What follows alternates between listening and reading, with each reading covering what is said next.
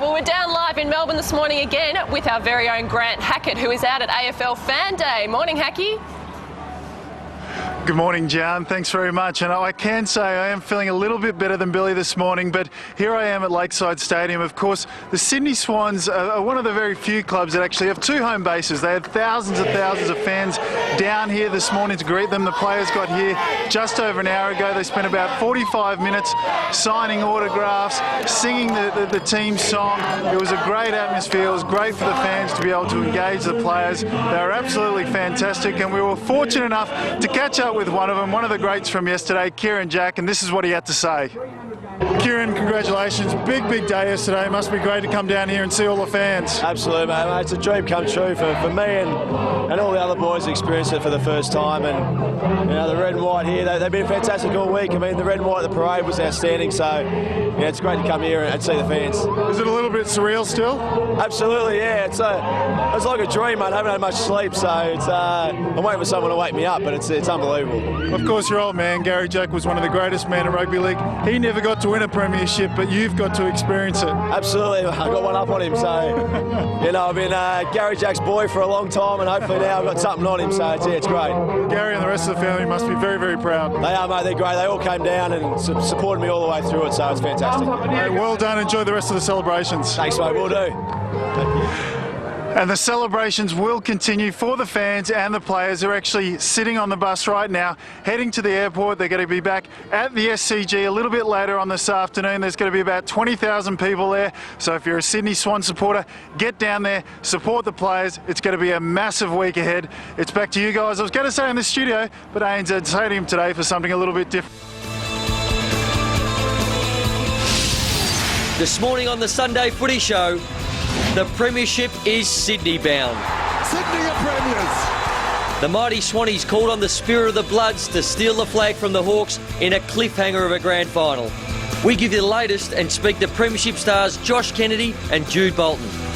All that and more this morning on the grand final edition of the Sunday Footy Show. And judging by Bill's voice this morning, you would have thought that he won the Premiership too. Hello everyone, welcome to the Sunday Footy Show Grand Final Edition. Nathan Brown doing the voiceover this morning. Billy Brownless, well, cometh the day, cometh the man. Bill, you're still okay, aren't you? I'm ready to go, and we've won another premiership. Well done, well done to Sydney. It's their fifth premiership, second in 8 years, so they've had a really good year again. Well done to Horse Longmire. We love the way he went about it. Just a very good team. You're obviously supporting the Swans by the sounds of that voice, Billy. Croft, you weren't. Oh, Lala. It's been an ordinary night, Simon. I thought the Hawks did really well. They tried their very best, but the Sydney Swans, I reckon it's one of the great grand final victories when you think about it. Ted Richards, Adam Goods, Bolton, Mumford, all under real serious injury. To find a way and win, well done everyone associated with the Sydney Swans.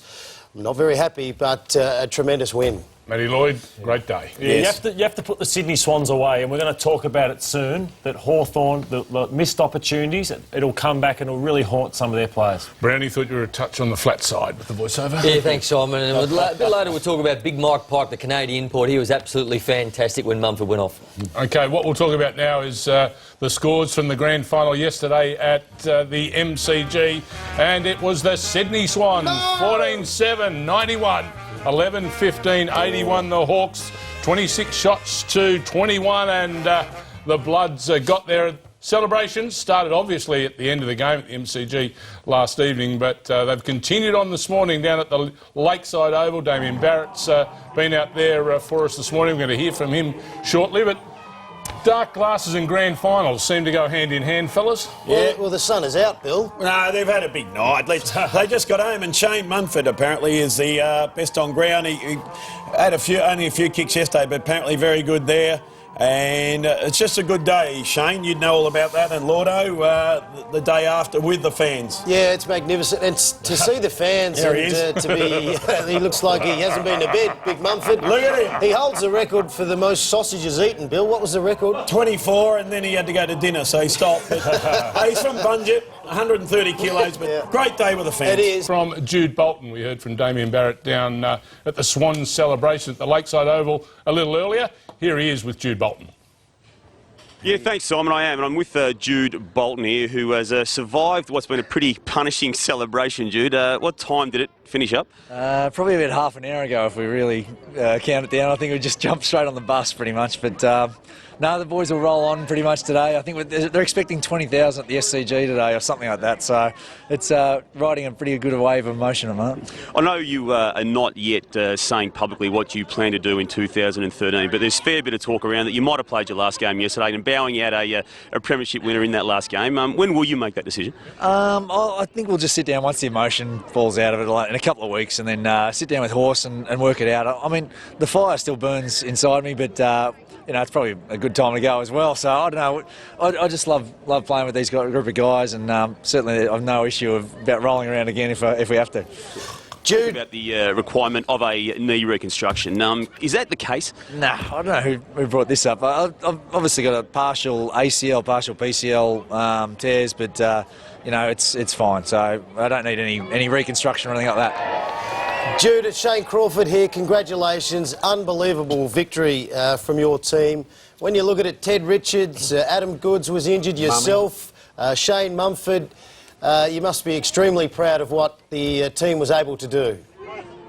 Yeah, I think just the contributions from everyone across the board. I think that's what stood us in good stead all yesterday. I mean, guys like Mike Pike really stood up under pressure. I mean, the way Dan Hanbury ran back with the flight in the first quarter was just incredible, and it just inspired some of the old guys like myself.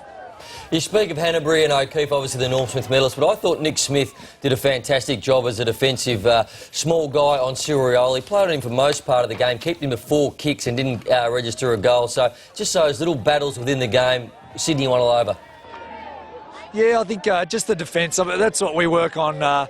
We think we can try and dictate opposition the way they move the footy, and certainly the defence really stood strong yesterday, and it was just a hard-fought game the whole time. The momentum changed, a number of times, and it was just good to arrest it at the right time. Was there anything, Jude, at all throughout the match? You were in trouble, it looked like at quarter time, 4-1, and then Franklin's about having a shot late in the last quarter, or halfway through the last quarter, to put them 17 points up.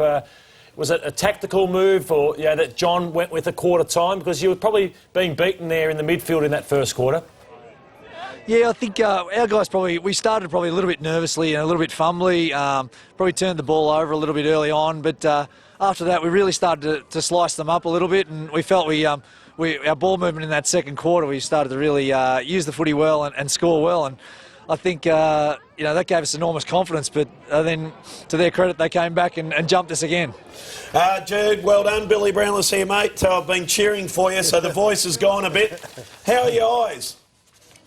Mate, pretty bloodshot, mate. Pretty bloodshot. It's like when you visit the local footy clubs, mate. Hey, tell us, getting the premiership medal up on the dais there last night, that must be just such a great feeling, mate. Mate, compared to 05, I think it was just such a monkey on everyone's back. 72 years is such a long time in Australian sport.